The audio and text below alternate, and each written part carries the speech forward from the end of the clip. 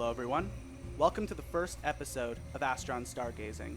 My name is David, and I'll be your guide to the stars. This video will detail the Great Conjunction of 2020 between the planets Jupiter and Saturn. I will also be talking about the week-long journey taken in order to capture these two planets.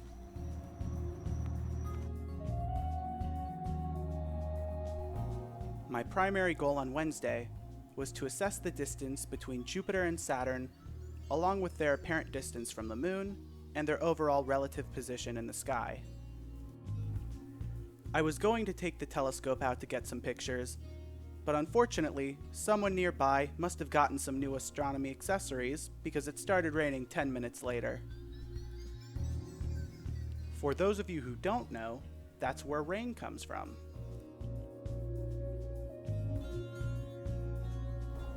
Luckily, I had an easier time finding the planetary duo on Thursday. Using the Moon as my guide, I was able to approximate the position of both planets before they became visible.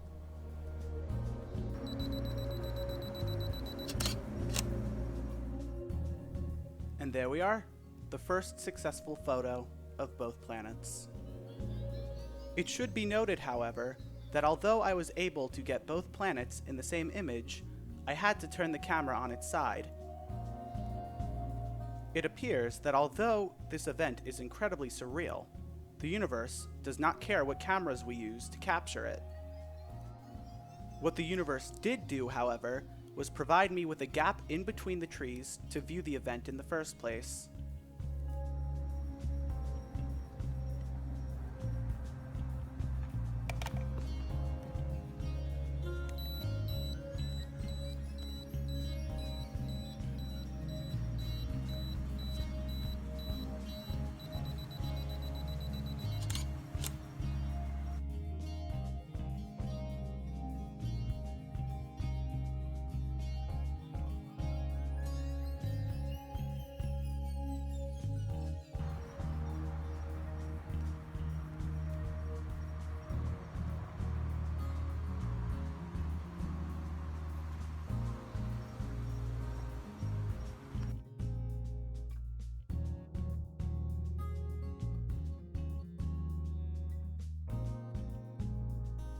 After taking all of the photos for the night, I decided to pack up the telescope and bring it back inside.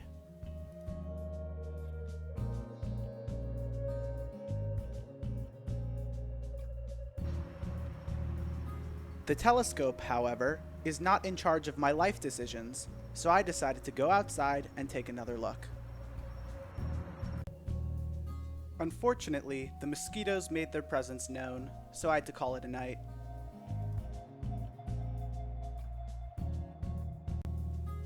At first glance, Friday night looks as clear as any other night. Unfortunately, some clouds decided to come by for a visit.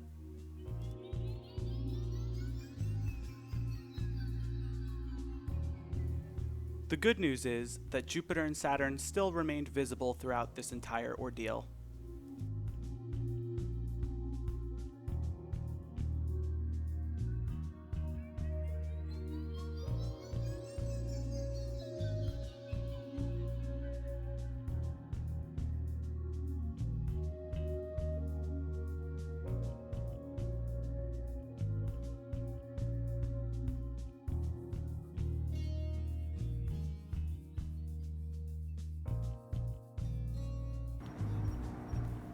As the sky became darker, I wanted to see if the difference in background lighting would have an effect on the overall quality of the photo.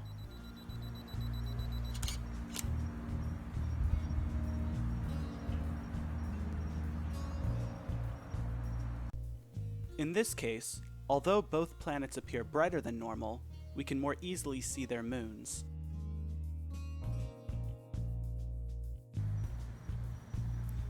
When I went outside and looked up, my first assumption was that somebody nearby must have built a new observatory. To add insult to injury, one of the clouds also resembled the Horsehead Nebula.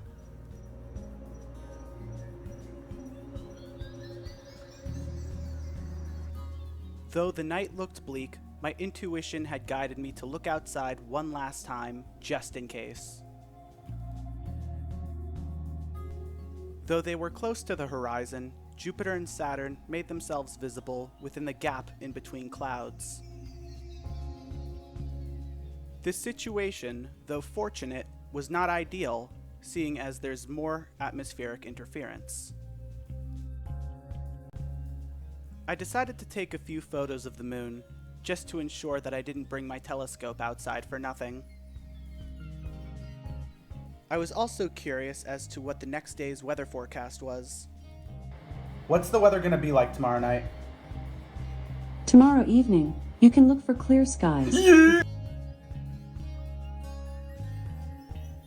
As the prophecy foretold, the next day's sky was completely clear without a cloud in sight.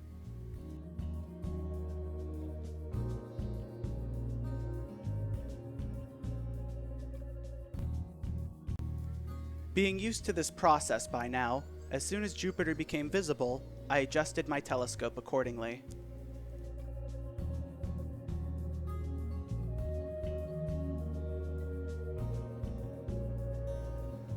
When adjusting for higher exposure, we can see all four of Jupiter's Galilean moons, Saturn's largest moon Titan, along with a star that looks as if it's one of Jupiter's moons.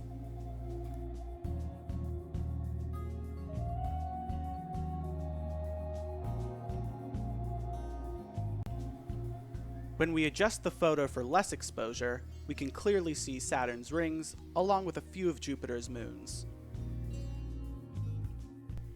At this point, the planets are so close in the sky that they appear as a single object if you're not paying attention.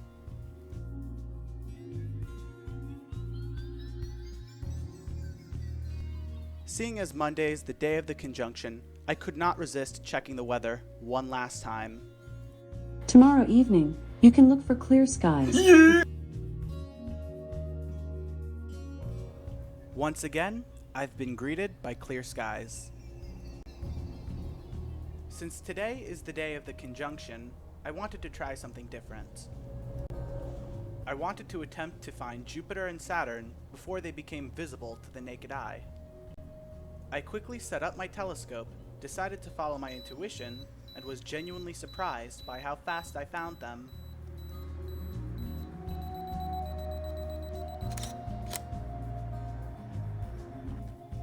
This has been the best image I have ever taken of either Jupiter or Saturn, and the timing could not have been better.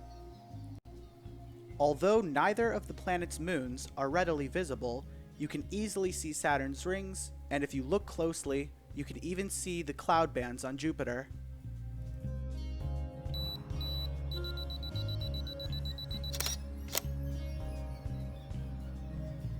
By the time I was able to see it with my own eyes, however, my camera ran out of power.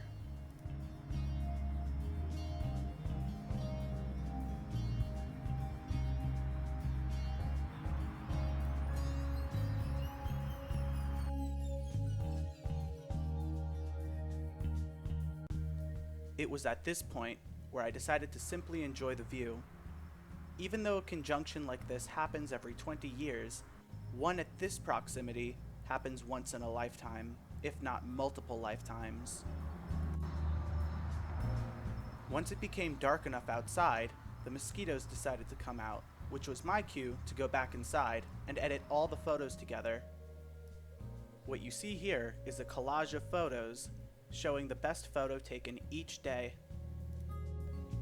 As you can see, Jupiter and Saturn appear to be getting closer to each other as days go by.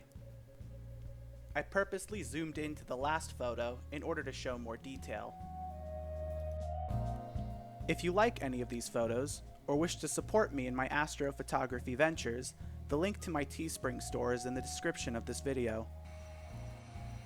I sincerely hope you have enjoyed watching this video, and I also hope that you are able to see this incredible event for yourself. If you like seeing these videos and want to see more, feel free to like and subscribe. Unlike Teespring, it doesn't cost money to do so. This has been David with Astron Stargazing. Hope you have a good night.